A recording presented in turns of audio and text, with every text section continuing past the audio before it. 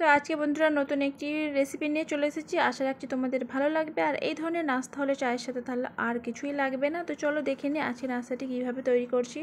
তো প্রথমেই দেখো বন্ধুরা, এখানে আমি দুটো পাকা কলা নিয়েছি। আর অতিরিক্ত পাকা কলা বাড়িতে কিন্তু কেউই খেতে পছন্দ করে না, সেই কারণে নষ্ট হয়ে যেতে পারে। তো সেই কলা দিয়ে আমি এমন একটি নাস্তা তৈরি করে দেখাবো যেটা ছোট থেকে বড় সকলেই কিন্তু অনেক মজা করে খাবে। তো এখানে দেখো বন্ধুরা, কলা দুটোকে আমি ছাড়িয়ে নিচ্ছি। আর বেসিক্যালি ঘরের মধ্যে যে জিনিসগুলো থাকে সেটা দিয়ে কিন্তু আমি নাস্তাটি তৈরি করে দেখাবো। আর চায়ের সাথে এই নাস্তাটি হলে তো আর কোনো কথাই নয়, একদম জমে যাবে সন্ধেটা। তো এখানে কলাটা আমি ছাড়িয়ে নিয়েছি, দুটো কলাই ছাড়িয়ে নিয়েছি। আর একটা কাঁটারের চামচের সাহায্যে আমি এইভাবে করে নিয়েছি, চাইলে হাতে করেও করে নিতে পারো। তো কলাটাকে একটু ভালো করে মেখে নিতে হবে যাতে করে কলাটা খুব সুন্দরভাবে মিশে যায়। আর এখানে দেখো কলাটাকে খুব সুন্দরভাবে কাঁটা চামচের সাহায্যে মিশিয়ে নিয়েছে। আর যেহেতু এটা পাকা কলা আর একটু মিষ্টি বেশি হয়, তবে চিনিটা তোমরা বুঝে দেবে তোমাদের স্বাদ অনুযায়ী। যদি কম খেতে চাও একটু কম করে দিতে পারো, আর একটু বেশি খেলে বেশি দিয়ে দিতে পারো। তো এখানে আমি বড় চা চামচের মতো 1.5 চা চামচ মতো চিনি দিয়ে দিয়েছি। দেওয়ার পরে একটু হালকা করে মিশিয়ে নিচ্ছি যাতে করে চিনিটা খুব সুন্দরভাবে মিশে যায় কলার সাথে। তো এখানে আমি ময়দা দিয়ে নাস্তাটি তৈরি করব, তার জন্য এখানে আমি 1.5 কাপ ময়দা নিয়েছি। তোমরা চাইলে এটা আটা দিয়ে করতে পারো। ফ্লেভারের জন্য এখানে আমি দিয়ে দিচ্ছি একটু মৌরিটা দিলে খেতে একটা সুন্দর ঘ্রাণ আসবে আর একটা সুন্দর স্মেলও ছাড়বে। অনেকে কিন্তু কলার কোনো নাস্তা খেতে পছন্দ করে না, তবে কিন্তু এই মৌরিটা দিলে দেখবে যখন খাবে মুখের মধ্যে পড়বে মৌরির একটা গন্ধটা দারুণ লাগবে। স্বাদ মতো লবণ দিয়ে দিচ্ছি। আর এখানে আমি ইস্ট দিয়ে আজকে নাস্তাটি তৈরি করব। আর দিয়ে দিচ্ছি 2 চা চামচের মতো গুঁড়ো পাউডার দুধটা দিলে খেতে নাস্তাটি অনেক মজা হবে।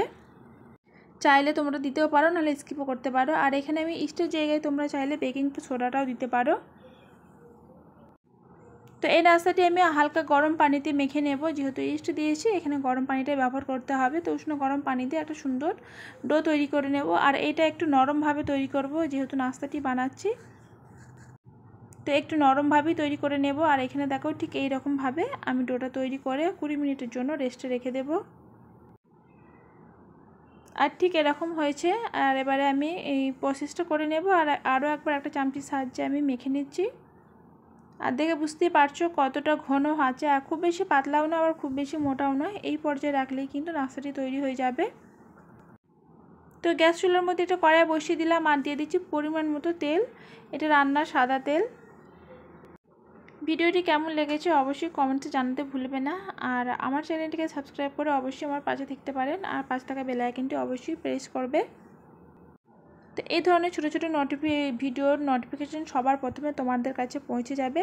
আর এই তো দেখো বন্ধুরা, আমি হাতে করে এরকম ছোটো ছোটো বলের মতো আকার দিয়ে দিচ্ছি। তোমরা যেরকম খুশি সাইজের করতে পারো। আর একটু ছোটো ছোটো করলেই কিন্তু নাস্তাগুলো দেখতেও ভালো হবে আর দেখবে সুন্দর খেতে লাগবে। তো এইটা দেওয়ার পরে দেখো বন্ধুরা অনেকটা ফুলে ডবল হয়ে গিয়েছে।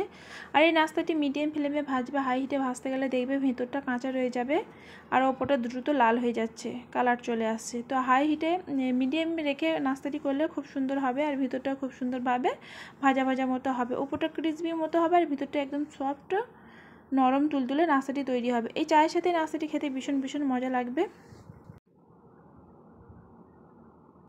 এখনও অবধি আমার সাথে আছো যে বন্ধুরা, তাদেরকে জানাই অসংখ্য ধন্যবাদ। আর দেখার সাথে অবশ্যই একটা লাইক করে দিও। তোমাদের একটা লাইক আমার ভিডিওকে আরেকজনের কাছে যেতে কিন্তু সাহায্য করবে। প্লিজ প্লিজ একটা লাইক করে দিও।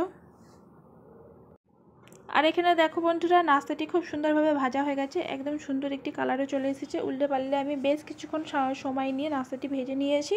তো এতে ওরা আমি তুলে নেব।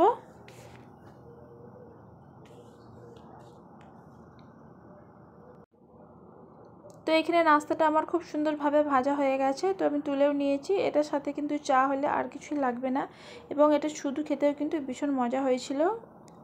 আর একদম নরম তুলতুলে হয়ে গেছিলো আর ভিতরটা অনেক সফট হয়েছে। তো ভিডিওটিকে আর বেশি বড় করব না। এতক্ষণ আমার সাথে থাকার জন্য অসংখ্য ধন্যবাদ। সবাই ভালো থাকবে, সুস্থ থাকবে। Tata, bye bye.